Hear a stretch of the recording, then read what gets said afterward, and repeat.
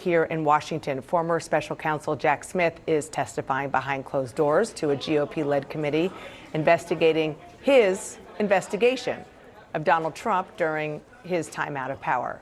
Smith is rejecting President Trump's allegations that he was out to get him.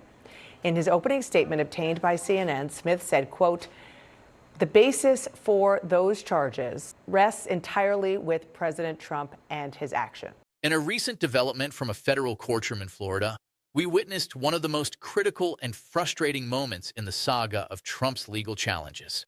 A federal judge appointed by Trump himself has put a stop to the public release of Smith's final report on the classified documents case involving Trump.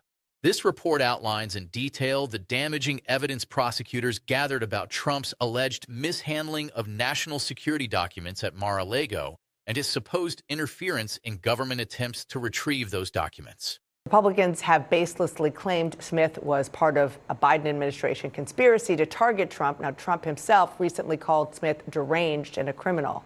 My panel is back, and we are joined now by Caitlin Polantz. What do we know so far about this testimony? Well, Dana, the biggest headline right now is that he's talking. He's not taking the fifth. He's not declining to answer questions. We know that Smith is responding to questions of the committee. That's notable. At first glance, this ruling might seem like a win for Trump, since it means that the public may never get to see the full array of evidence Smith collected. This would have included details about the specific documents found, where they were stored, and the actions Trump and his team allegedly took to conceal them from federal investigators and obstruct the federal government's efforts. It's honestly hard to believe how much is at stake when we're talking about materials that belong to the American people, especially when they contain some of the most sensitive national security info that the United States government has. The Justice Department itself, Trump already out there saying he wants to see him behind bars, or the Republicans on Capitol Hill. They actually had a deputy previously from Smith's investigation. The man who led the January 6th investigation has already gotten a criminal referral for obstructing Congress, for declining to answer some questions in this investigation. And so the perils that Smith has in how he navigates this interview, he can't decline to answer. Trump's really not celebrating right now, despite the spin around what some are claiming is a victory for him. Legal experts looking over Judge Eileen Cannon's opinion are calling it anything but an exoneration like Trump would love the public to believe. Instead, it quietly dismantles one of Trump's main legal defenses while protecting him from the embarrassment of having all the evidence against him fully aired out for everyone to see. Cannon's ruling doesn't state that Trump is innocent, nor does it claim that the evidence against him was lacking.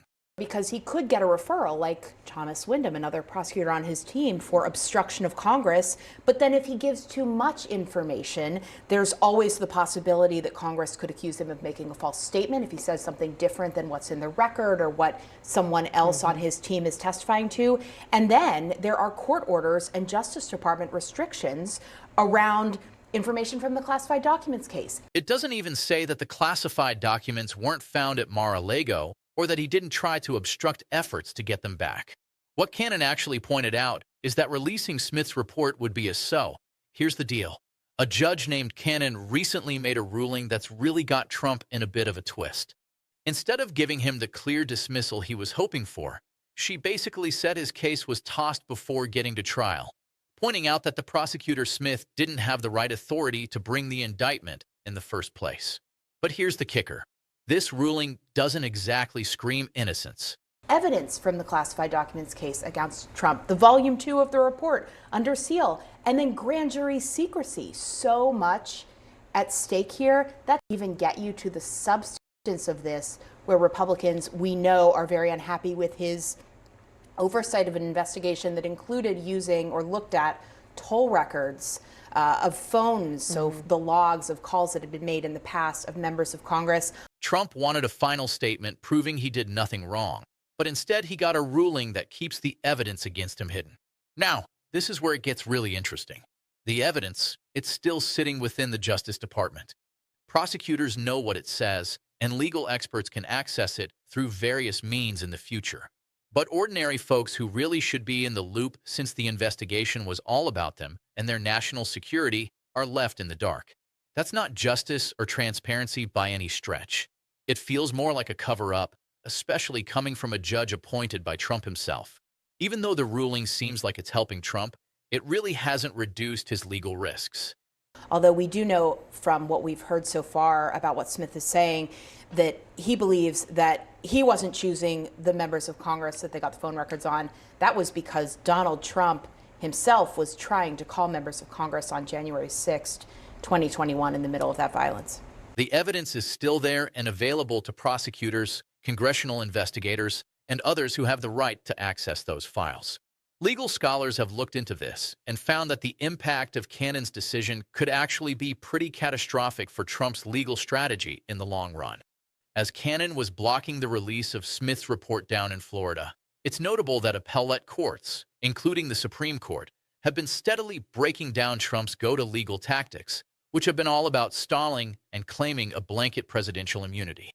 In the filing, Trump's attorneys argue that, quote, President Trump has absolute immunity, adding that under our system of separated powers, the judicial branch cannot sit in judgment over a president's official acts. That doctrine is not controversial, according to his attorneys. We should note, as the question of immunity is being decided by an appeals court, it's clear the scope of presidential immunity is, in fact, quite controversial. Recent court rulings have started to chip away at that immunity and have pushed aside a lot of his procedural delay tactics, making it tougher for him to wiggle out of this one.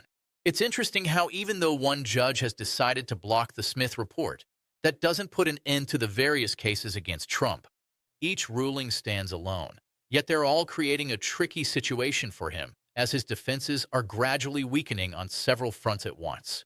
So, while Trump might get a little breather from suppressed evidence in one courtroom, the truth is that evidence hasn't disappeared completely. The legal precedents that limit his defenses are still there, and the prosecutors who built the case are still very much around. The only thing that's really changed is that the public can't currently see what the investigation uncovered. This limited suppression might look like a win for Trump in the short run, but it's hardly a long-term solution.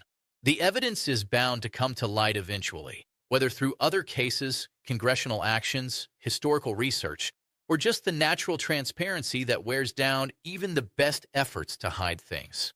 This is where it gets really interesting. What's happening legally isn't quite the same as the story Trump and his allies are trying to sell to the public. They want everyone to think that blocking Smith's report means the case is wrapped up, that everything has been checked and deemed unworthy of showing, suggesting they've got nothing to hide. But that's not the full picture.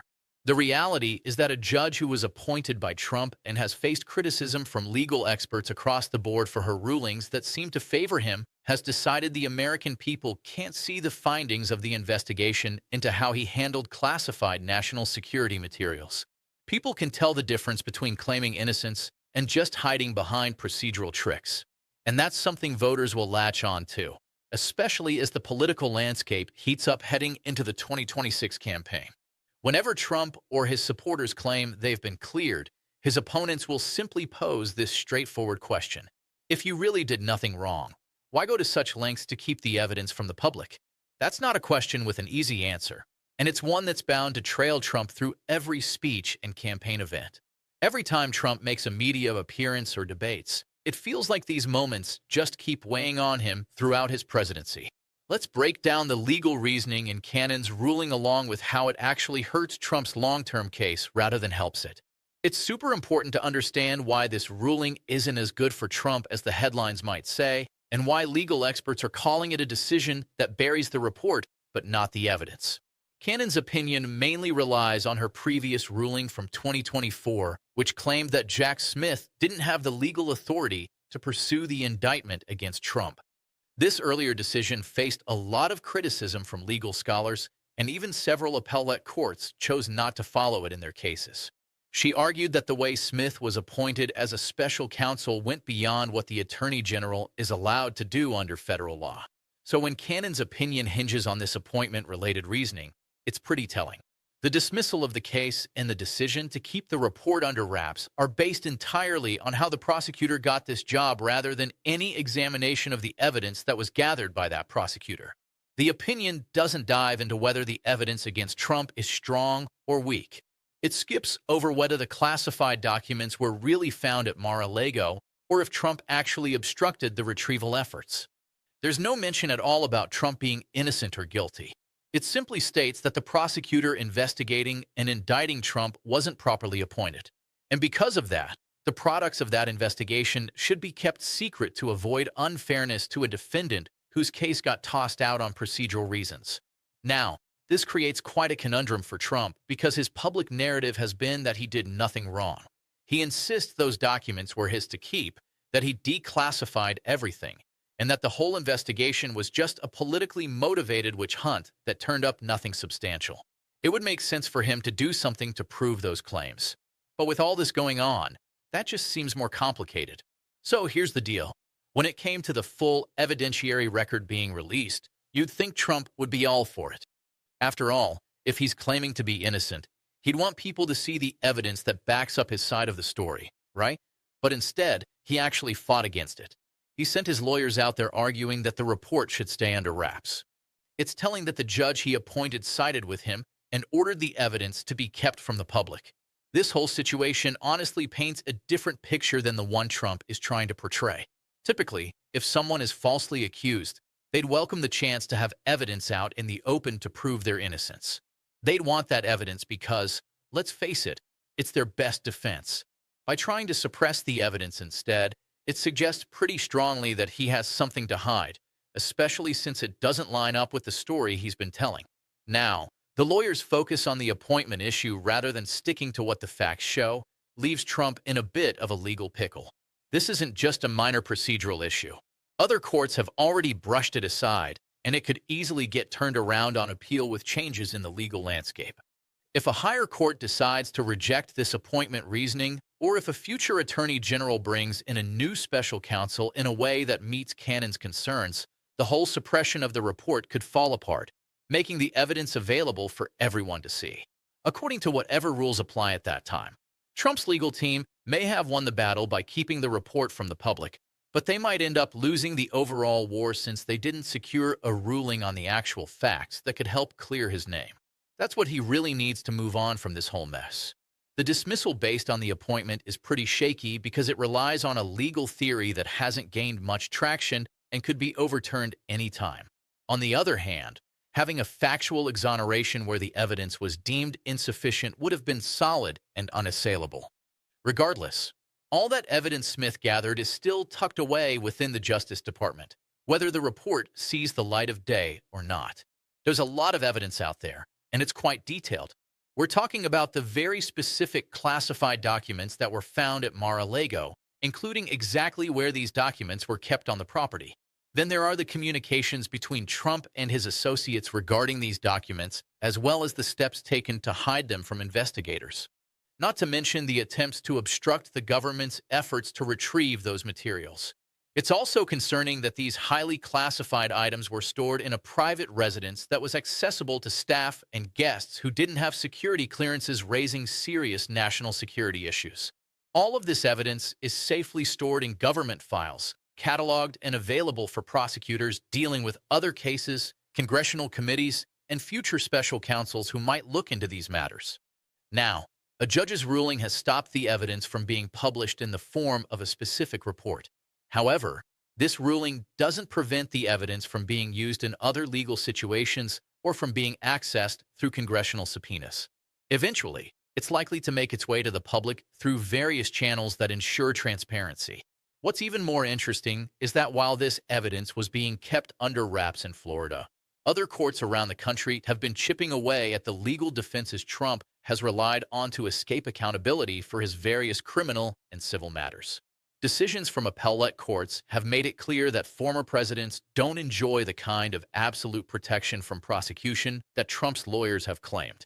These courts have been quick to reject any delay tactics aimed at pushing cases beyond election dates or beyond statutes of limitations. And it gets even more intricate as the Supreme Court has confirmed that presidential immunity doesn't cover unofficial actions or behavior outside the essential functions of the presidency. Each of these rulings takes a little more away from the legal shield Trump has been trying to use to protect himself from accountability. This is all happening regardless of what becomes of that suppressed report. The evidence is there, and so are the legal precedents that are tightening around Trump's defenses. Let's dive into why the decision to suppress Jack Smith's report really matters, not just for the legal scene, but also for Trump politically, especially as we look ahead to the 2026 midterm elections and his legacy down the road. First off, keeping that report under wraps creates a really big transparency issue for Trump. And ironically, it was meant to protect him.